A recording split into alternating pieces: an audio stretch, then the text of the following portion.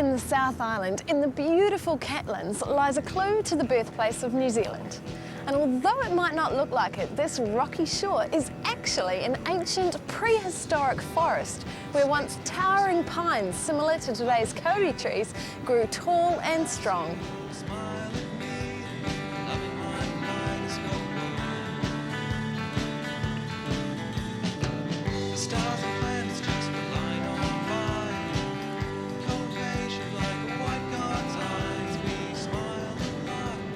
What's happened to it that it's become petrified and turned into stone? A neat thing from our point of view, but a disaster at the time, I guess.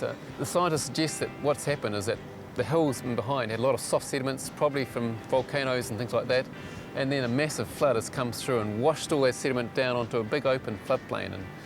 And this place has copped it, you know, it's all been knocked down and at the same time covered in, just all covered in with mud and sand. What was it about the way that the mud and sand came down that kept it in this state? Because I would have thought that it might just have rotted away. If it gets covered deep enough and if the oxygen's kept out of it, then it can't decay. The structures remain and there's an opportunity for it to turn into stone. New Zealand is made out of such young rocks in the main, but this goes way back. It goes back to Jurassic time, and I think it's like a Jurassic Park, actually. It's just a mini piece. So there could have been dinosaurs traipsing through this forest? Absolutely. Was this forest always next to the coast here, like it is today? It wasn't right hard against the sea as you see today, I mean, but it was a low coastal plain, so not far from the sea. People also come here to see the penguins. Have the penguins always lived in the forest here?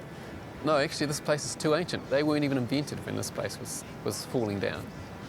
What about the trees? Are they the same sort of trees that we would see in the bush today? Is it rimu and kauri and... They're the ancestors of those things, the ancestors of the ferns as well, I think, and some things that are extinct. In fact, these trees were so old, there were no flowering trees at the time. They were millions of years later. So these are all trees, or were trees, tree stumps, and if you look out this way, each of those would be a tree. That's right, you can see a big pattern of stumps. When this was remineralised, all the stone around it was actually slightly harder than the matrix, and so as the weathering processes happen, the stumps are sticking out and the rest is weathered away, and you can now see where the stumps are. But it's not wood? No, it's not wood, it's been remineralised, that's right. It's become rock, you feel that, it's definitely rock. Yeah. Ow. When you start to look through there, you can just see rings. This was a southern temperate forest at the time, and it was close to the South Pole. It was part of the great landmass Gondwana. What have you got here? So you can just see a few little veins of black stuff there. And oh, yeah. So on, here's a little piece. In fact, this is a bit just lying there. Look at that. That piece there, you can put that in your fire and burn it. It's a piece of coal. Is that right? Like that. Jurassic coal. Just like I bought one. I Yes. don't want to put it in my fire and burn it. I'll let it stay where it was. Part of the scenic reserve, which is a place that we should look but not take away. I was brought up in this area, so I always knew that the Catlins was a special place for the birds, the bush, the marine mammals, and those beautiful beaches. But it's the history of this place that simply blows me away.